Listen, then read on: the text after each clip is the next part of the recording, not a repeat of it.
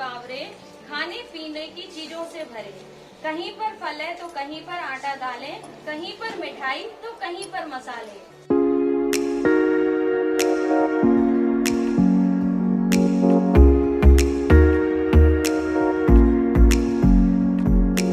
यहाँ पर दोनों चीजें हैं, बैठक भी है और साथ में नवाचार भी है। तो जो शिक्षक साथी हमारे आज TLM लेकर के आए हैं और हर बार लिखा भी जाता है कि TLM जरूर जो है लेकर के आए। तो बैठक का जो आज का मासिक एजेंडा है वो मैं हिंदी से निवेदन करूंगा कि वो एक बार पढ़ करके सभी शिक्षकों को बता दें कि इस माह का शिक्षक संकुल और जो पूर्ण लक्ष्य का जो एजेंडा है वो क्या है।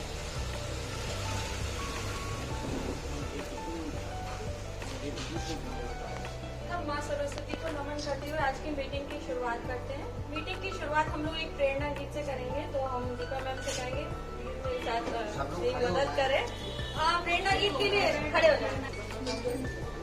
हाँ, प्रेरणा सबको चाहिए सर, कुछ लोगों से काम नहीं चलेगा। शिक्षक हैं हम, शिक्षा की तस्वीर बदल देंगे। हम शिक्षक हैं हम, शिक्षा की तस्वीर बदल देंगे। भारत के नन्हे मुन्नों की तकदीर बदल देंगे। भारत के नन्हे मुन्नों की तकदीर बदल देंगे। शिक्षक हैं हम, शिक्षा की तस्वीर बदल देंगे। हम शिक्षक हैं हम, शिक्षा की तस्वीर बदल देंगे। भारत के नन्हे मुन्नों की तकदीर बदल देंगे। भारत के नन्हे मुन्नों की तकदीर बदल देंगे। तकदीर बदल देंगे। तकदीर बदल देंगे।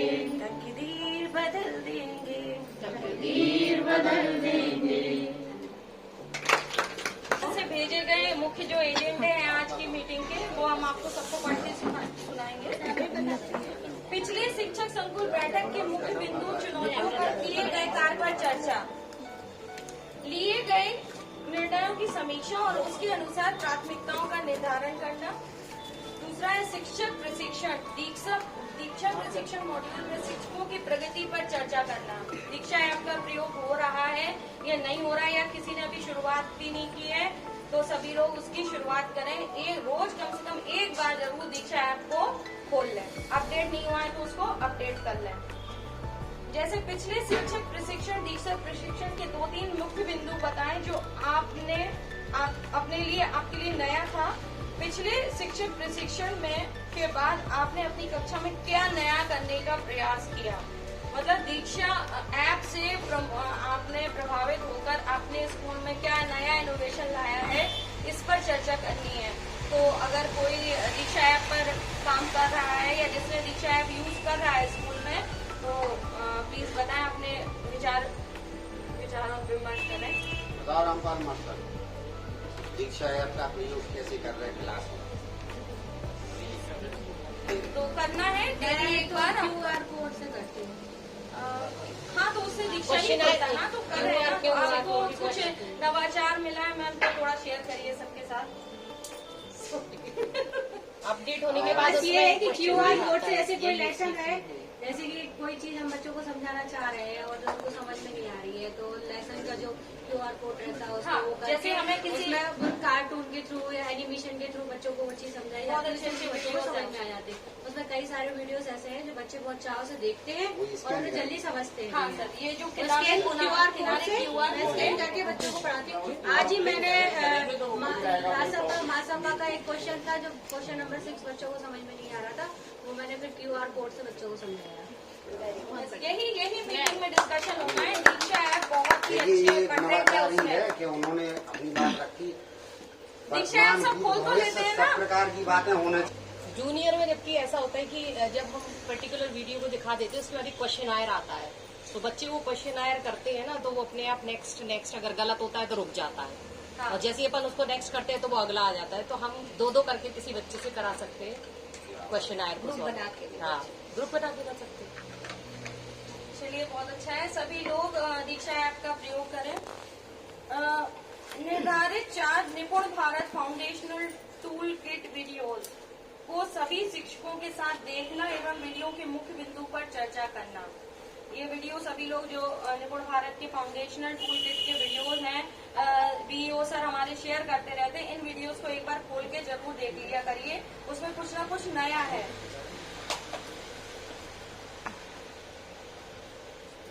शिक्षकों एआरपी द्वारा पिछली बैठक की योजना के सापेक्ष किए गए शिक्षण संबंधी प्रयास, शिक्षण पद्धतियां, रोचक गतिविधियां, नए टीएलएम के प्रयोग आदि को भी साझा करना है। जैसे टीएलएम का प्रयोग तो हम लोग हमेशा ही डिस्कस करते हैं, हम यहाँ पे टीएलएम अपना प्रेजेंटेशन देते हैं, तो ये हमारा इंक्लूडेड है इसमें। बाकी पिछली बैठकों में हमें जो मुख्य चर्चा के बिंदु होते हैं या कोई समस्या होती है तो अगली मीटिंग में हमें उसको डिस्कस करना है। जैसे डाइट में सबसे ज्यादा पॉइंट उठा था कि ये 2 बजे के बाद मीटिंग हम लोग नहीं जा पाएंगे, हम लोग को परेशानी हो रही है। तो वहाँ से महानिदेशक मतलब वहाँ से यही कहा गया है कि सिर्फ महीने में 1 दिन आप मेंटली प्रिपेयर हो जाइए कि 1 दिन आपको 2 से 4 मीटिंग में रुकना ही है। इसीलिए ये किया गया कि कुछ टीचर्स के पास बहाने होते कि हम अकेले हैं विद्यालय में, हम विद्यालय बंद करके नहीं आ सकते, इसलिए 2 से 4 रखा गया कि अब जिसका भी मीटिंग में नाम होगा वो आएगा यहाँ पे। हर बार होगा तो हर बार इसके लिए जवाब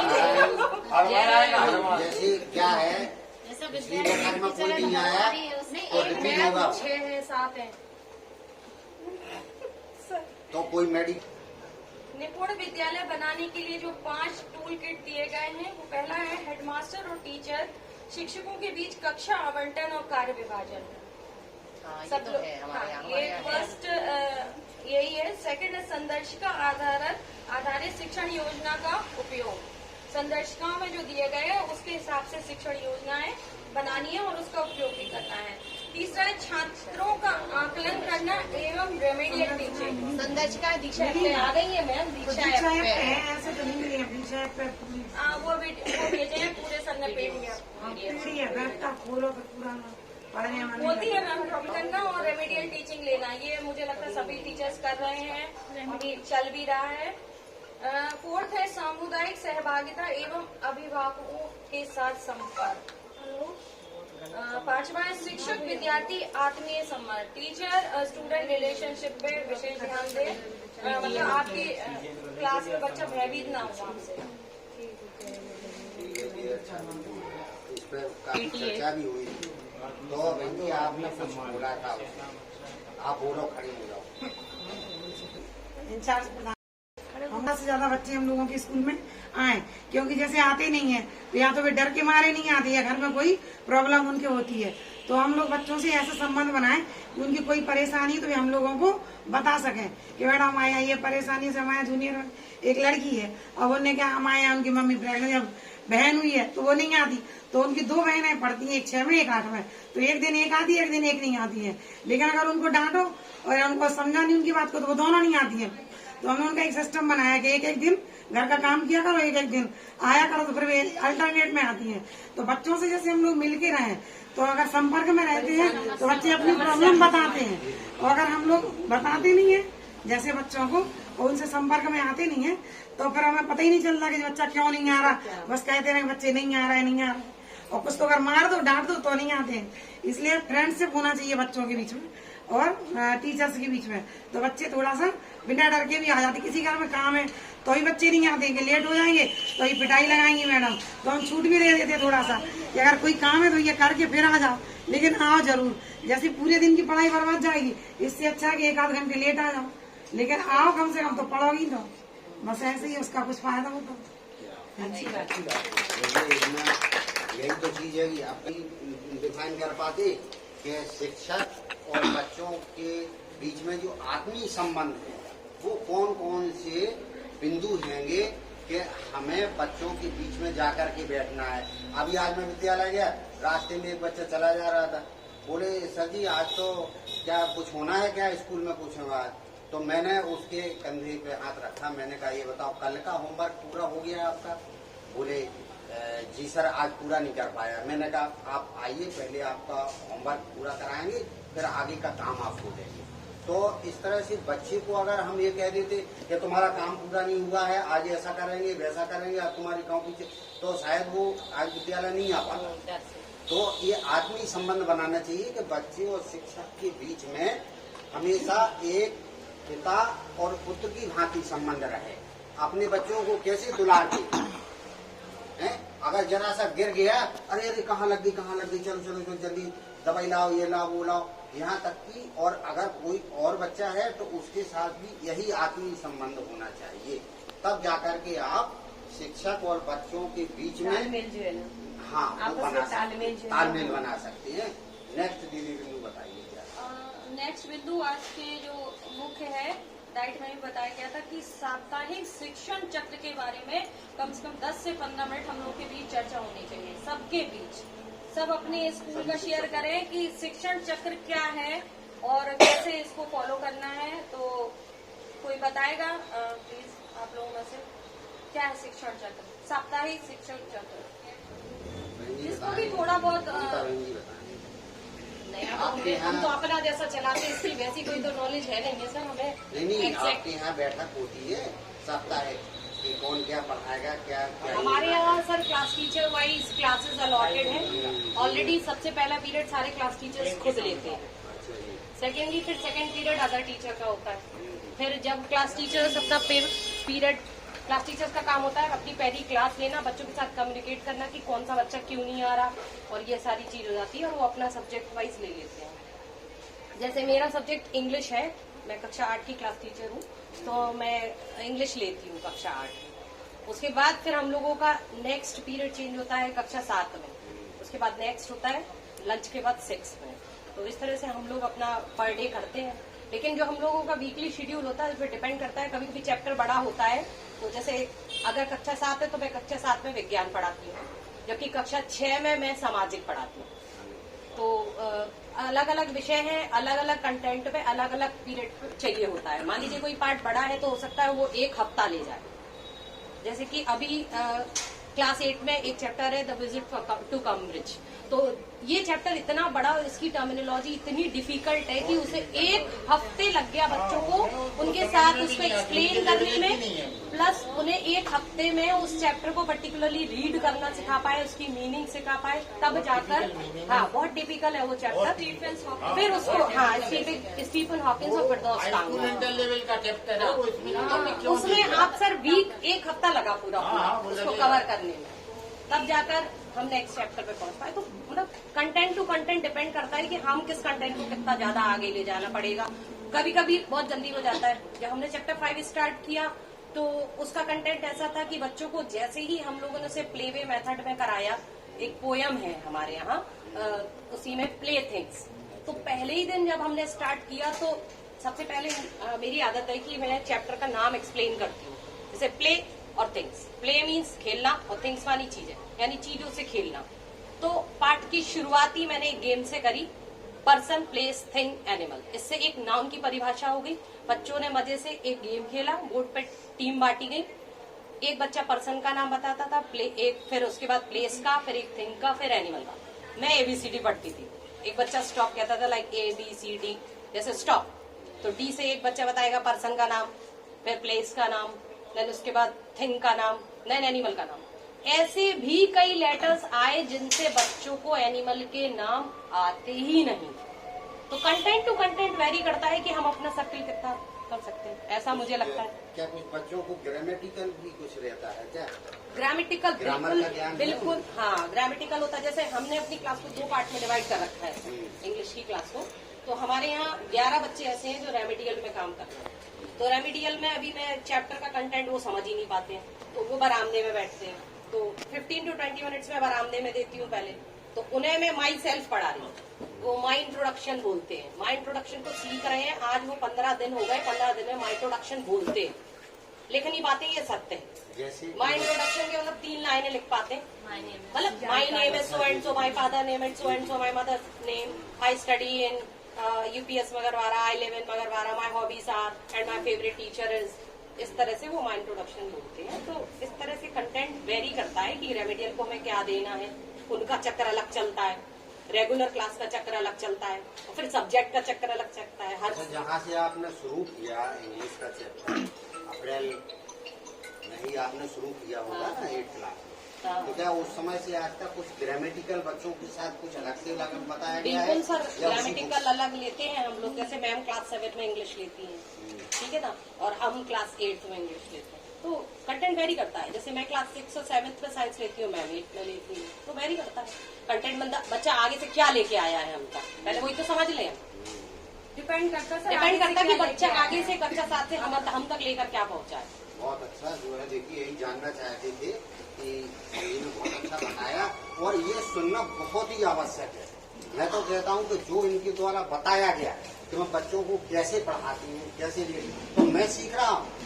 मैं क्यों जो है पूछ रहा हूँ कि आप ग्रामर का जो प्रयोग है ग्रामेटिकल चैप्टर की स्टार्टिंग ही परिभाषा से हुई। देखिए मैंने कक्षा 3, 4, 5 के बच्चों के साथ भी बैठा, क्योंकि कंपोजिट विद्यालय है, कभी मौका मिलता तो उनके साथ भी बैठ जाता हूँ। पर वास्तविकता ये है कि किसी भी भाषा की है तो कहीं ना कहीं अगर प्रोनाउंसिएशन गलत हो गया कोई भी भाषा का हो तो सर प्रोनाउंसिएशन का मैं आपको एक बहुत अच्छा एग्जांपल बताऊं। बताइए। हमारे यहाँ बच्चे कहते हैं, बताइए नहीं सर, हमारे यहाँ बच्चे कहते हैं, कुछ बच्चे मतलब रास्ते में मिलते हैं, हमारे स्कूल के हैं, काके आई डोंट नो, वो मैं नहीं बोलूंगी, वो कहते हैं गुलाब टोल्लू मैम, मीन्स गुलाब टोल्लू मीन्स गुड आफ्टरनून। बच्चे बोलते हैं गुलाब टोल्लू मीन्स गुड आफ्टरनून, तो वो सुन नहीं पाए, तो वो गुड आफ्टरनून का गुलाब टोल्लू हो गया। ये वो सुन नहीं पाए, वो या तो बोल नहीं पाए या वो प्रोनाउंसिएशन को समझ नहीं पाए। तो देखिए इंग्लिश ये तो फॉरेन लैंग्वेज है और हम अपनी हिंदी भाषा को अच्छी तरह नहीं जान पाएंगे और हम अपनी हिंदी भाषा की तमाम शब्दों को अच्छी तरह से डिफाइन नहीं कर पाते। अभी तमाम बुंदेलखंड के ऐसे शब्द हैं जिसे पढ़ाने वाले टीचर्स के साथ ज्यादा समस्या आती है ये कि जब कोई ब्लैक बोर्ड में कोई वर्ड लिख दिया तो बच्चा विज्ञान की भाषा में उस शब्द को नहीं समझ पाता, पर अगर उसकी क्षेत्रीय भाषा में हम बताते हैं तो वो समझ जाता है। लेकिन ये चीज शिक्षक को समझना बहुत ही आवश्यक है कि जो मातृभाषा है उसमें भी हम कभी कभी थोड़ी बहुत त्रुटियां आ जाती हैं और ये तो फॉरेन लैंग्वेज है तो इस भाषा को समझना, उसकी इंटीग्रेसिस जो है, उस भाषा की जो बारीकियां हैं उसको पहले हमें समझना है, फिर क्लास में जाकर के जो बारीकियां हैं उस भाषा की उनके बारे में बच्चों को अच्छी तरीके से हमें बताना है। तमाम बार देखा गया कि क्लास में जब जाते हैं और हम लोग जो प्रोनाउंसिएशन करते हैं किसी भाषा का और अगर हमें अनुभव नहीं है, जैसे एक ब्लैक बोर्ड पे लिखा था कि कुत्ता सड़क पर दौड़ रहा है, चिड़िया पेड़ पर बैठी है, तो वो बता रहे थे कि भाई जैसी चिड़िया पेड़ पर बैठी है तो इसमें इनका प्रयोग होगा कि आन का प्रयोग होगा। जो अंग्रेजी पढ़ाते वही जान पाएंगे और सारे लोग उसमें नहीं जान पाएंगे। तो कहीं ना कहीं लोगों ने कहा ऑन द ट्रीज, ज्यादातर लोगों ने बताया ऑन द ट्रीज, चिड़िया पेड़ पर बैठी है, पर वास्तविकता क्या है?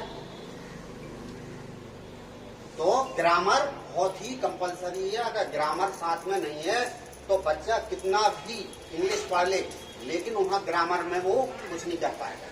अब मैं दीदी से निवेदन करूंगा तो नेक्स्ट बिंदु को बताएं। अभी ये साप्ताहिक हमारा चक्र क्लियर नहीं हुआ है। हाँ,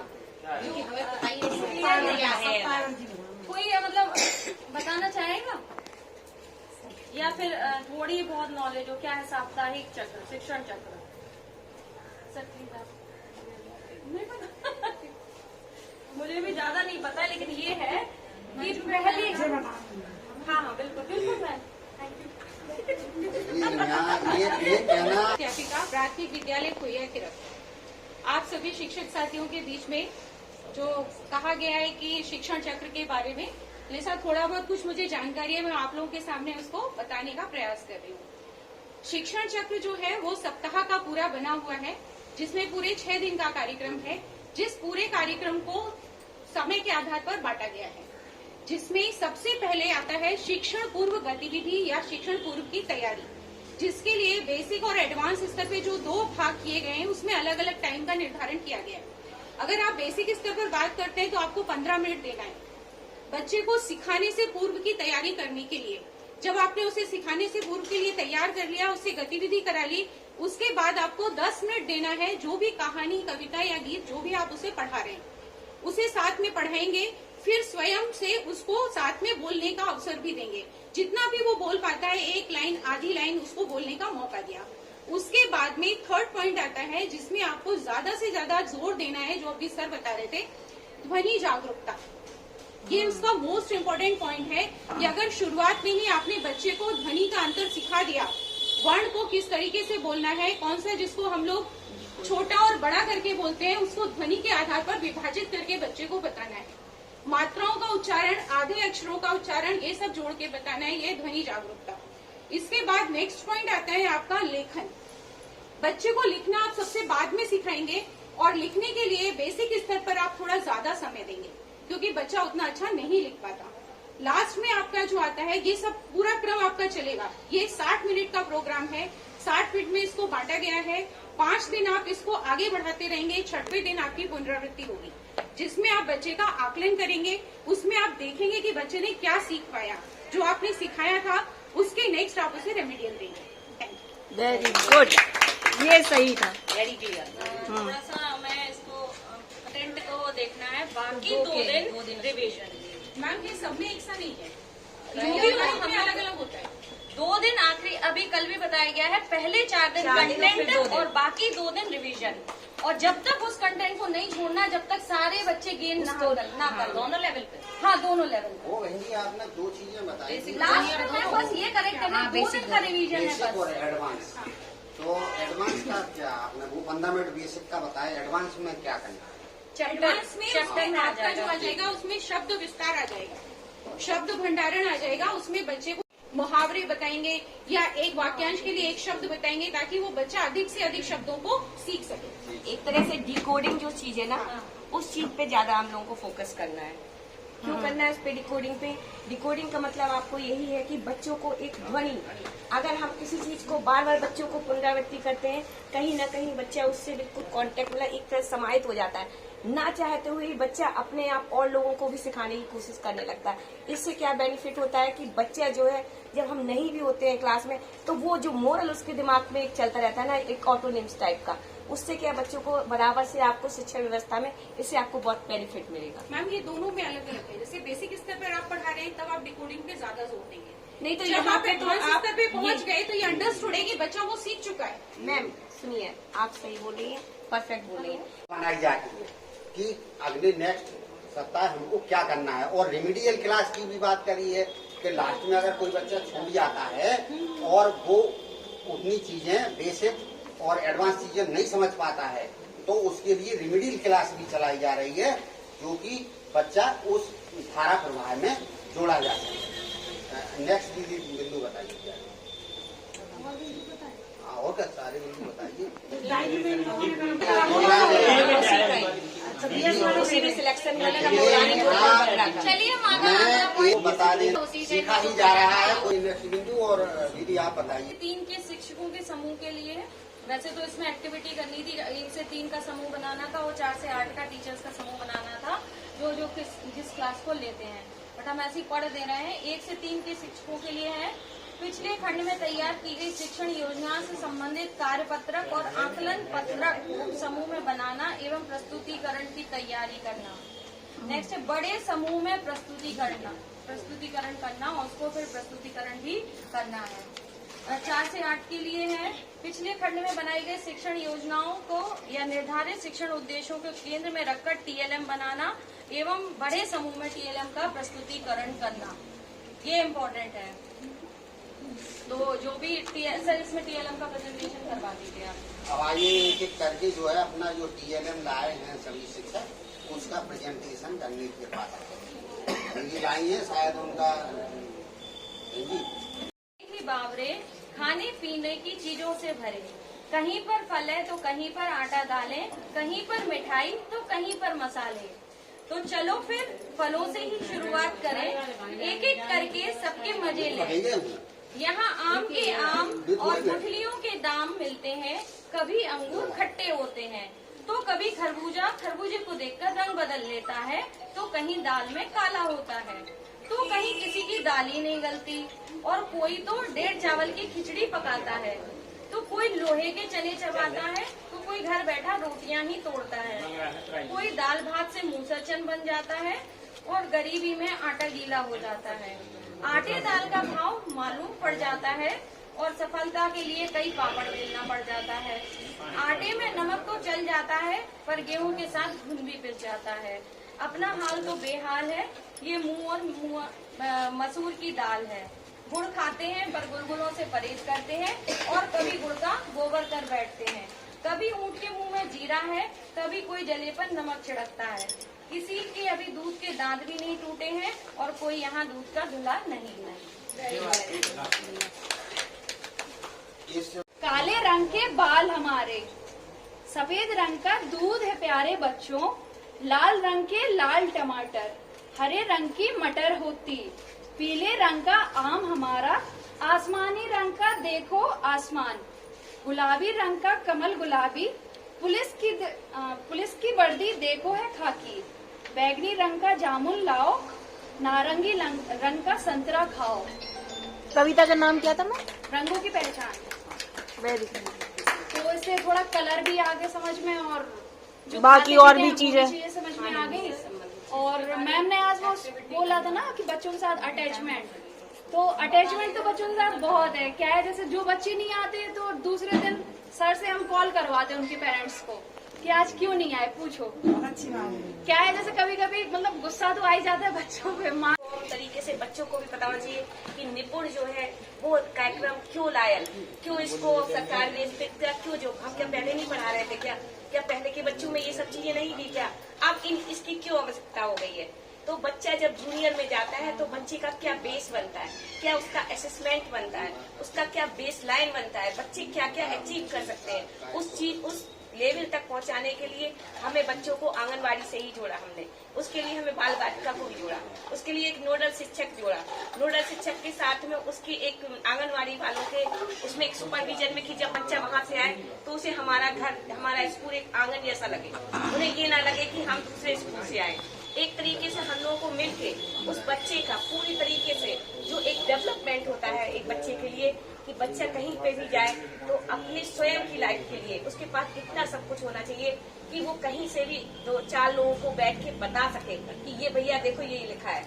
वो जो कोई नहीं पढ़ा है उसके लिए भी कोई गाइडलाइन दे सके। ऐसा नहीं कि हम टीचर हैं तो हम हर जगह उसके लिए मौजूद है, वो भी एक टीचर की भूमिका भी निभा सकता है समाज में जाके। तो इस तरीके से इस निपुण कार्यक्रम को हम ही लोगों को करना है, चाहे जैसे करो, चाहे जितनी बुराइयां करके करो, या चाहे जितना अपने लेवल से अपनी जितनी भी कठिनाइयों को यहाँ पे रखो, कुछ फला नहीं होने वाला है, करना आप ही लोगों को है और हम लोगों को आप लोगों से भी करवाना है। जब आप लोग अच्छे से करेंगे तो हम लोगों को भी लगेगा कि हमने आपसे लोगों से कुछ करवा पाए हैं। तो इसीलिए इसको बिल्कुल भी आप मन से मत रखा करिए कि अगर मेरी भाषा थोड़ी वैसी है कि मगर पहला है शिक्षकों द्वारा विद्यालय में या किसी भी स्तर पर कोई चुनौती आ रही है तो उसको यहाँ डिस्कशन करना है, जैसे कि दिव्यांग बच्चों को कैसे हैंडल करना है, उनको कैसे पढ़ाना है, और दूसरा है विद्यालय में उपस्थिति बढ़ाने के लिए क्या करना चाहिए, इस बारे में हम लोग को डिस्कशन करना है। अगला है शिक्षक संकुल एवं अन्य शिक्षकों द्वारा प्रश्नों का प्रासंगिक एवं व्यवहारिक समाधान सुझाना चाहिए। मतलब जो समस्याएं आ रही हैं तो अगर समस्या है तो वो डिस्कस करिए, और किसी टीचर के पास अगर समाधान है उसका तो वो भी बताना है। जैसे दिव्यांग बच्चों को कैसे पढ़ाना है या विद्यालय में उपस्थिति को कैसे बढ़ाना है, ये आज का हमारे यहाँ हम लोग करते हैं। हम अटेंडेंस अवार्ड देते हैं सर, हम अटेंडेंस अवार्ड देते हैं। हमारे यहाँ जिस बच्चे की हाजिरी विद यूनिफॉर्म और गर्ल्स में विद 2 चोटी सबसे ज्यादा होती है मतलब उपस्थित दिनों की संख्या से, तो उसको हम अवार्ड देते हैं हर महीने। तो टॉप 3 को अवार्ड मिलता है, हाँ हर महीने टॉप 3 को अवार्ड मिलता है, जिस कारण से हमारी मतलब उपस्थिति बहुत अच्छी। अवार्ड में क्या देती हैं? अवार्ड में हम लोग कभी पेन देते हैं, कभी कलर, उन्हीं के रिक्वायर्ड चीजें देते हैं, जैसे रजिस्टर, पेन, कॉपी, कलर। ये भी तो